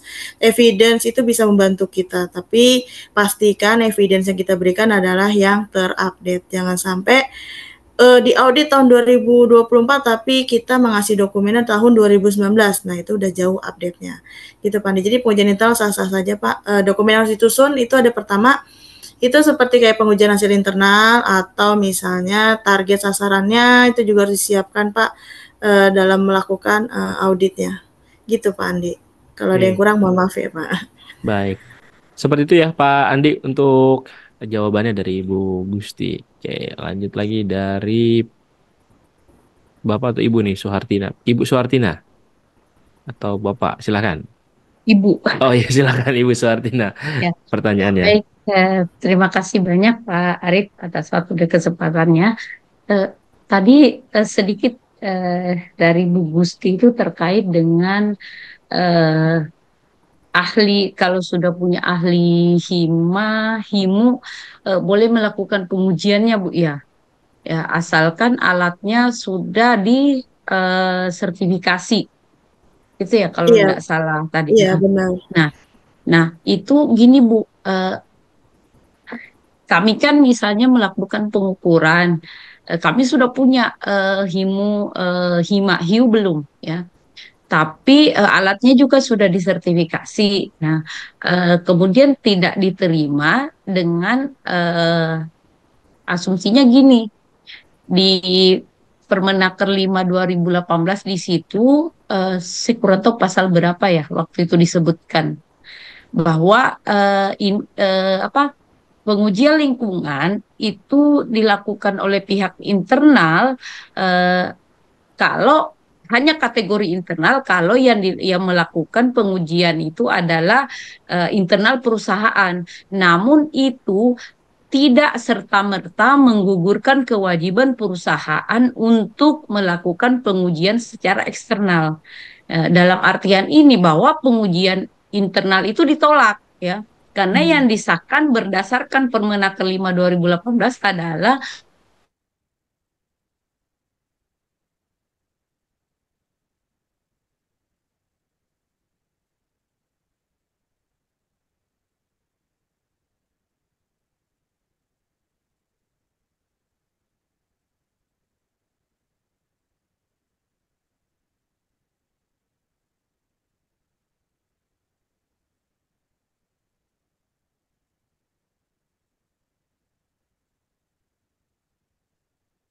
Berarti masih berlaku hanya untuk di internal saja. Jadi itu hanya sebagai dokumen internal perusahaan dan tidak di ini karena tidak adanya suket Bu gitu. Jadi sebenarnya masalahin ini surat keterangannya tidak ada gitu. Sebaiknya sih kenapa tidak ada karena suket itu bisa dikeluarkan oleh PJK 3 yang melakukan pengujian. Jadi bagus sih perusahaan Ibu punya perusahaan IMA, HIMU, HIU gitu ya, tapi itu datanya hanya untuk perusahaan saja. Gitu Bu Suhartina gitu. Kenapa? Karena banyak problematika juga Bu. Kalau gitu berarti Ibu harus tanya tuh ke pengawasnya gitu Bu, minta arahan dari pengawas dinas K3 juga di setempatnya. Segitu karena gimana pun kita mengacunya ke dinas setempat itu. Kenapa saya udah punya sertifikat tapi kok hasil uji ini tidak bisa ini ya mengeluarkan ya gitu. Karena kalau saya sendiri menjawab kayaknya rasanya masih ada yang kurang gitu Bu Sartina. Sebaiknya ke dinas aja Bu, konsultasian ke dinas dengan semua evidence-nya gitu. Minta tanggapan dari dinasnya seperti itu Bu. Oke, baik. Seperti itu ya, Ibu Suhartina untuk jawabannya. Lanjut lagi, Pak Timothy Erik. Silakan Pak Timothy. Ya. Selamat siang Pak Arif, selamat siang Bu Gusti. Selamat siang.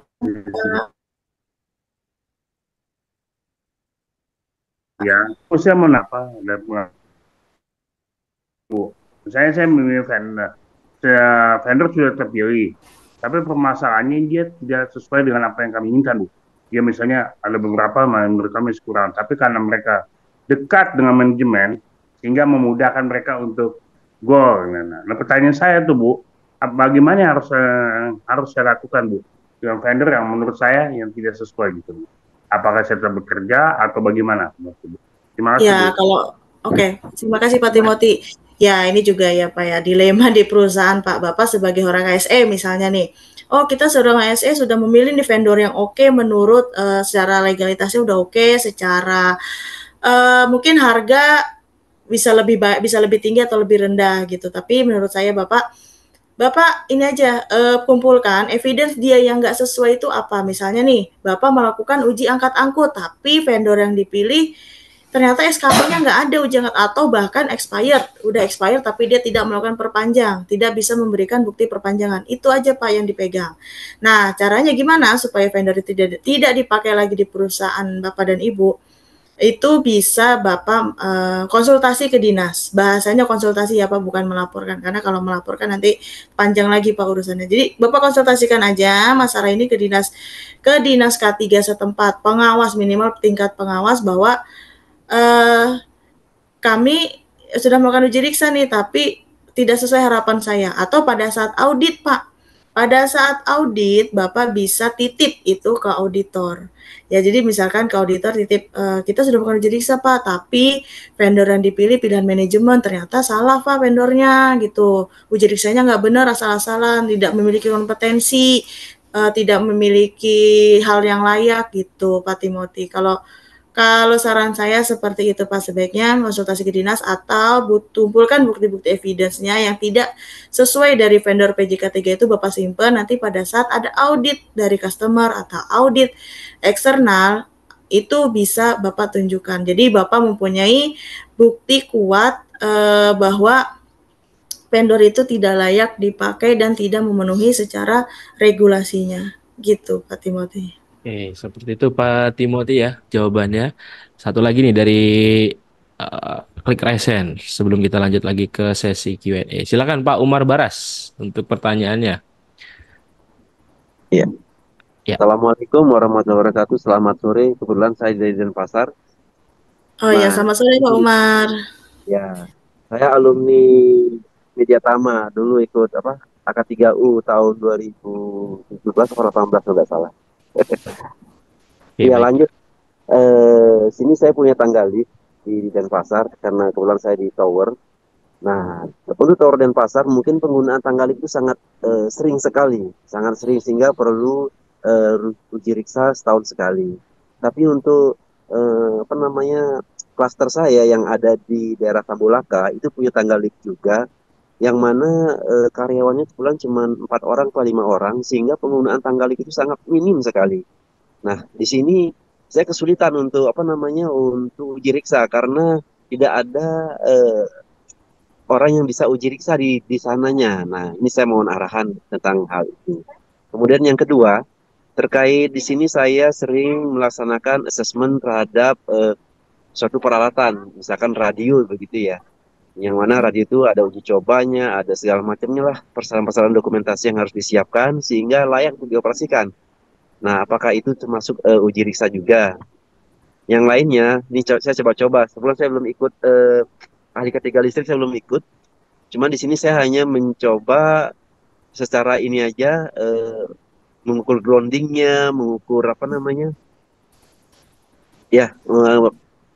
ada penangkap petirnya apa tidak, ada groundingnya berapa ohm gitu aja yang saya ukur. Saya mohon arahan selanjutnya tentang hal itu. Terima kasih. Oke, terima kasih Pak Umar. Untuk yang pertanyaan terakhir dulu ya Pak, saya jawab itu sebaiknya sih Bapak ambil sertifikasi dulu Pak, ahli ketiga listrik ya, baru bisa melakukan uji grounding, uji apalagi atau karena kenapa Pak? Karena nanti kalau misalkan Bapak uji, oke Bapak mengerti nih teknisnya seperti apa.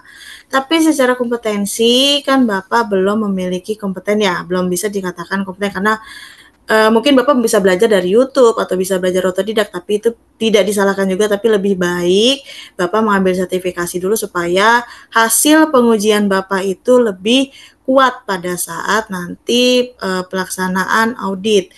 Itu Pak Umar. Untuk pertanyaan yang kedua itu pertanyaan pertama, apakah ada, saya rasa banyak Pak PJK3 yang bisa melakukan uji riksa itu, mungkin Bapak coba cari link di alumni Mediatama atau di grup Mediatama biasanya ada kok Pak, vendor yang bisa melakukan uji riksa itu gitu. Tidak hanya jadi uji riksa itu walaupun alat itu dipakai atau tidak itu wajib dilakukan uji riksa juga ya Pak, karena alat itu kan berada di area kerja Bapak dan Ibu. Gitu. Untuk pertanyaan yang belum dijawab yang mana ya Pak Umar? Pak Umar, lupa saya Pak. Apakah udah terjawab semua Pak Umar? Terkait radio yang saya gunakan, misalkan radio itu ada jangkauannya, ada cara instalasinya benar apa tidak, perkabelannya, sampai groundingnya juga saya periksa, sampai AC suhunya saya periksa. Nah, apakah itu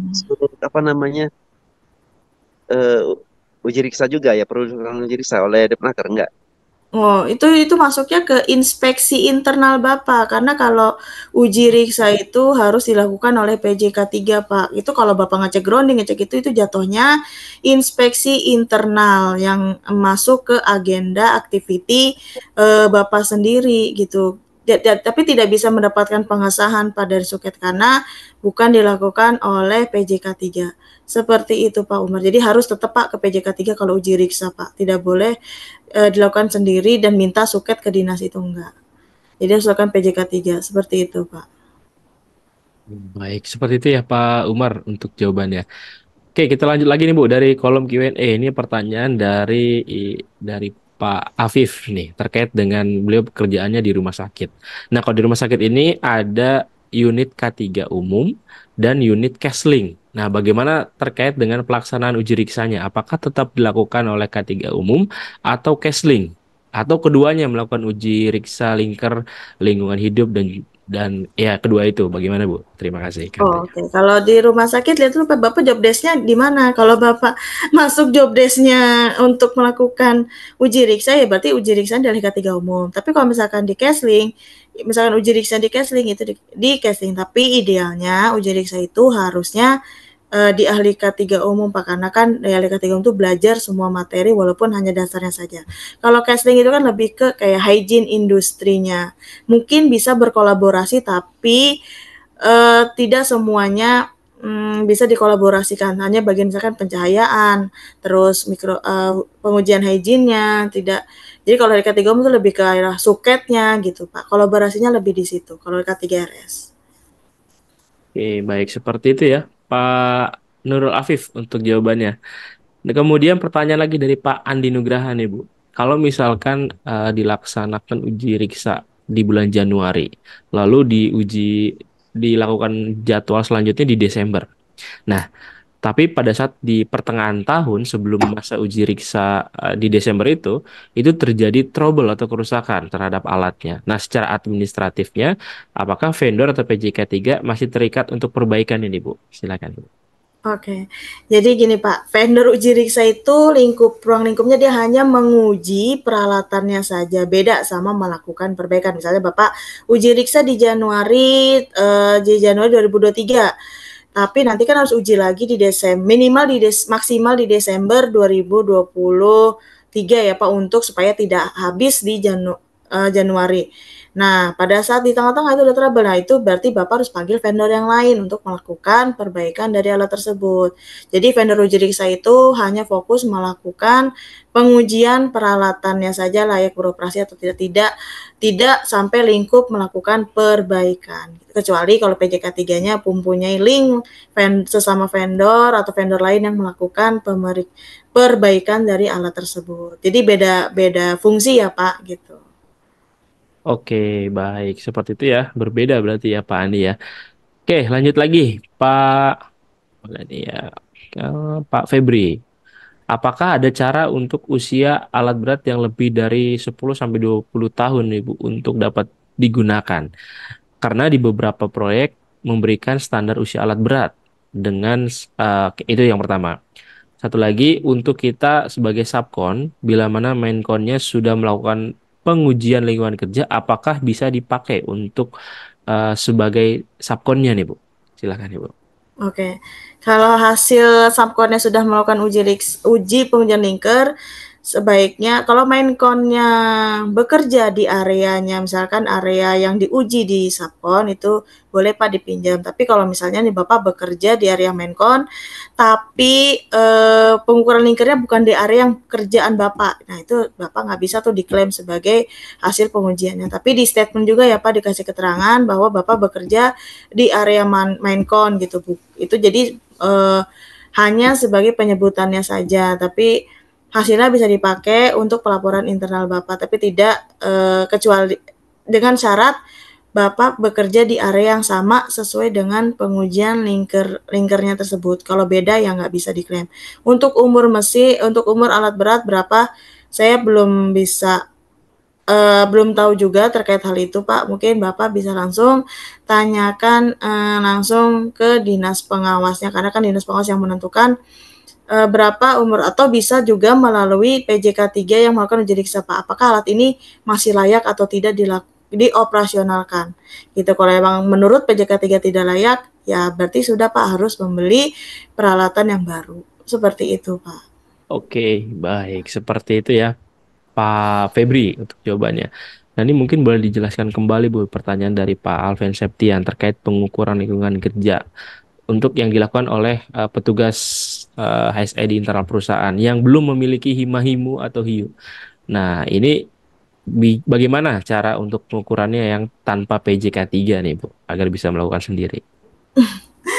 Gimana ya Pak?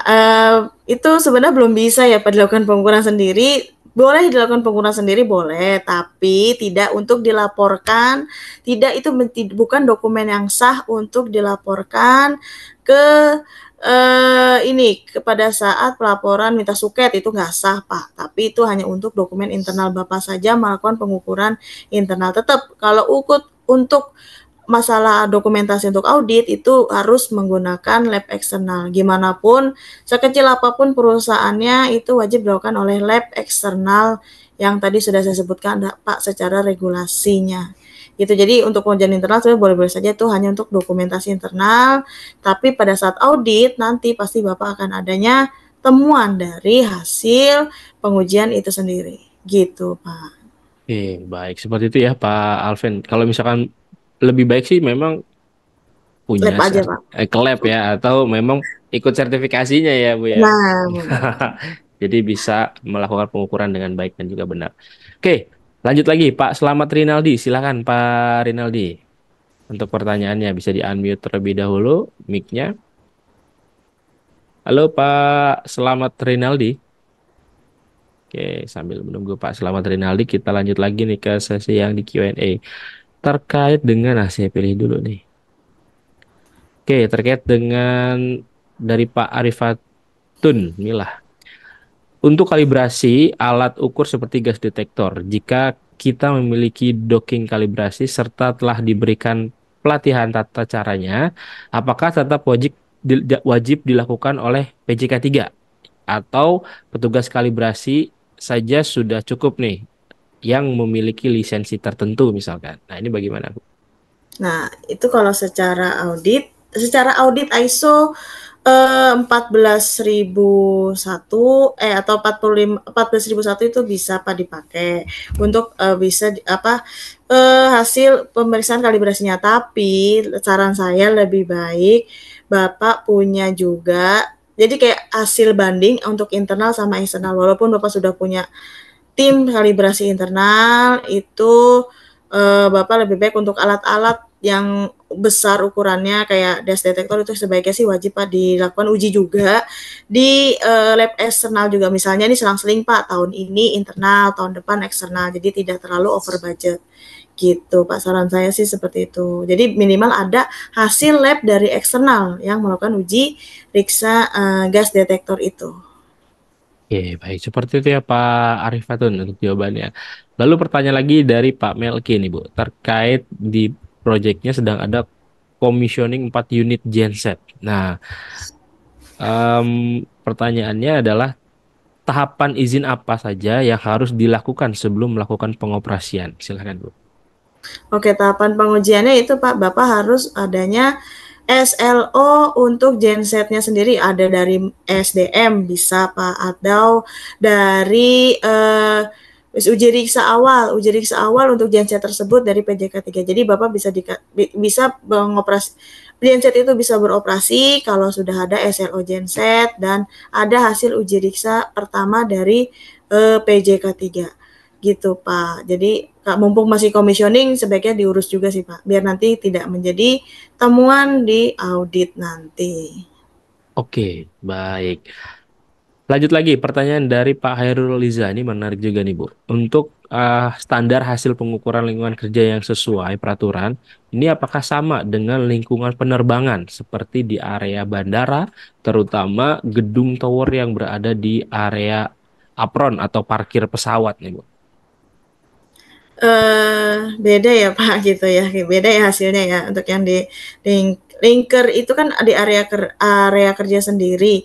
Nah kalau di bandara lihat dulu Pak, Bapak yang diuji di bandara tuh apa aja? Uji kebisingan misalnya, kebisingan itu bisa.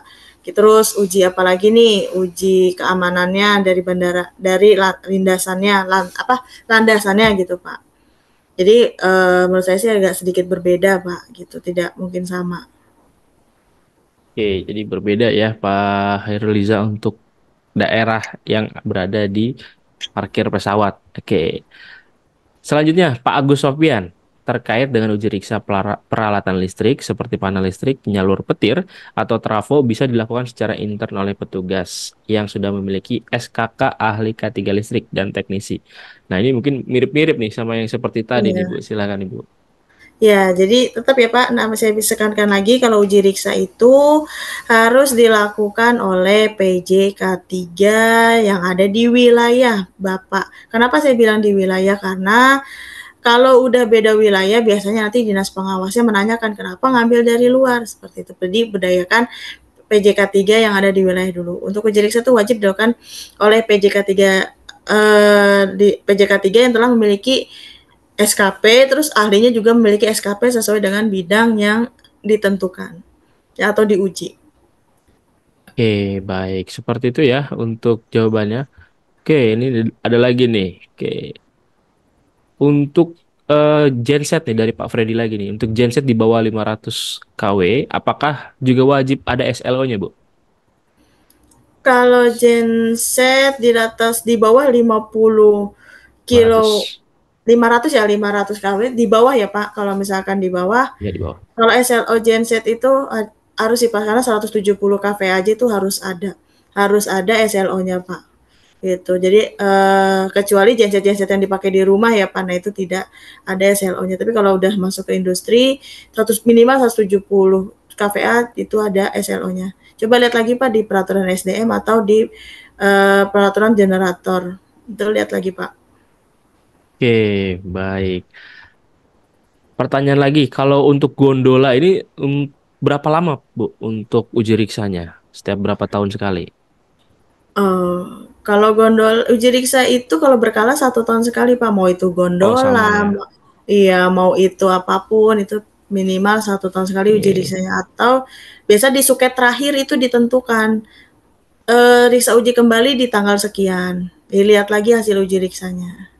Oke, berarti 1 tahun sekali ya Pak Kiraman untuk gondola. Ini juga termasuk sama dengan pertanyaan Pak Wahyu dan ya Bu. Untuk uji riksa lingkungan kerja itu sama 1 tahun juga Bu, atau bagaimana? Linker itu 1 tahun sekali, tapi linker itu ada kemudahan tidak semua titik bisa dibagi-bagi sesuai budget perusahaan. Oh, oke, baik. Seperti itu juga ya Pak Wahyuda untuk jawabannya. Oke, teman-teman semuanya, ada lagi yang mau ditanyakan? Untuk yang ingin bertanya langsung bisa klik raise hand. Kalau tidak ada, kita akan sudahi untuk materi kita pada siang hari ini karena sudah menunjukkan pukul 3 sore ya. Oke. Nah, ini satu lagi deh dari Pak Selamat Riyadi. Untuk trafo step down 2000 kVA, ini ada regulasinya atau tidak nih, Bu? Kalau misalkan regulasi apa nih Pak? Maksudnya regulasi gimana nih Uji riksanya mungkin. regulasinya? Oke, mungkin Pak Selamat Riyadi. Coba kita panggilkan Pak Selamat Rinaldi. Silakan Pak Selamat Rinaldi. Untuk pertanyaan boleh diperjelas kembali. Ya, selamat pagi, sama Ibu. Iya, selamat Pak. Izin Bu, kami kan ya Bu, saya kan di sini kan FSM ya Bu, ya, Safety Manager sekarang Bu. Oh ya. Nah, yang ingin saya tanyakan ya Bu, kan terkadang Bu, preventifnya terapu itu kan nggak tentu tuh Bu. Kadang bisa setahun sekali atau 2 kali. Maksud saya yang ingin saya tanyakan, ada nggak sih Bu regulasi yang pakem gitu loh Bu untuk preventif terapu tersebut gitu Bu? Maksudnya seperti itu Oh. gitu Bu. Oh gitu. Kalau preventif itu tidak ada regulasinya ya Pak. Misalnya yang penting regulasi kan berbunyi harus dilakukan perawatan secara berkala. Mungkin berkala di tempat Bapak bisa 6 bulan sekali. Balik lagi Pak ke SOP yang berlaku di perusahaan Bapak itu statementnya 6 bulan sekali kah, 1 tahun atau 2 tahun gitu Pak. Kalau uji riksa itu trafo emang harus 1 tahun sekali. Tapi kalau untuk maintenance itu balik lagi ke SOP di perusahaan Bapak. Dibentuknya berapa kali per tahun. Itu saya sendiri bisa kasih jawaban seperti itu Pak. Kalau dibilang harus 1 tahun sekali, kalau ternyata sering dipakai, sering rusak, ya bisa jadi sebulan sekali Pak di preventifnya. Gitu kan tergantung dari load dipakainya. Oke, baik. Seperti itu ya, Pak Selamat untuk jawabannya.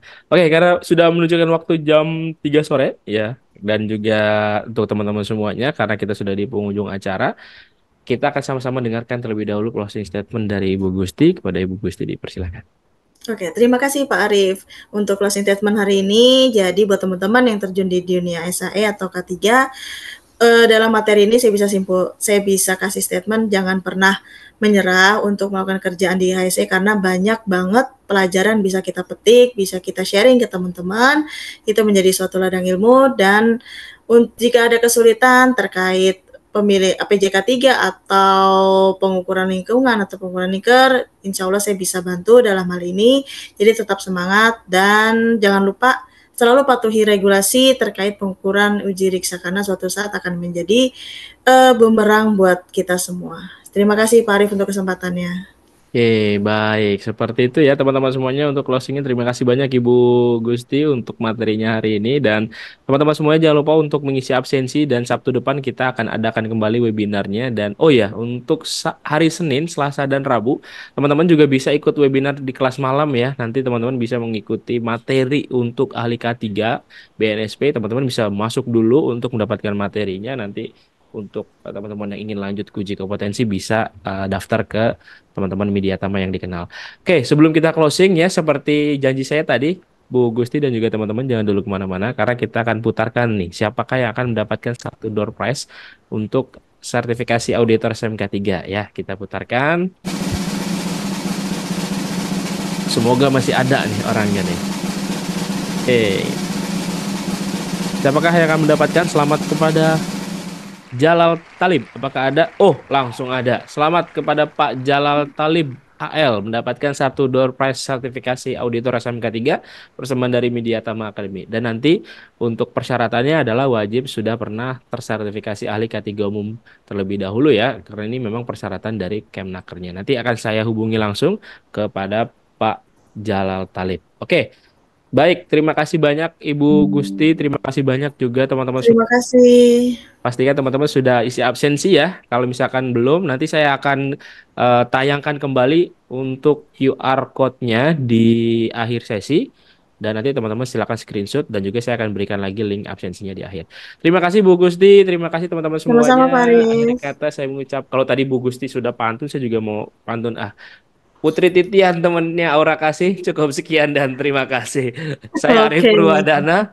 Saya Gusti, mohon pamit dari webinar ini. Wabillahi taufiq wal hidayah. Wassalamualaikum warahmatullahi wabarakatuh. Terima kasih teman-teman semuanya. Terima kasih Bu Waalaikumsalam. Gusti. Sama-sama Pak Arief.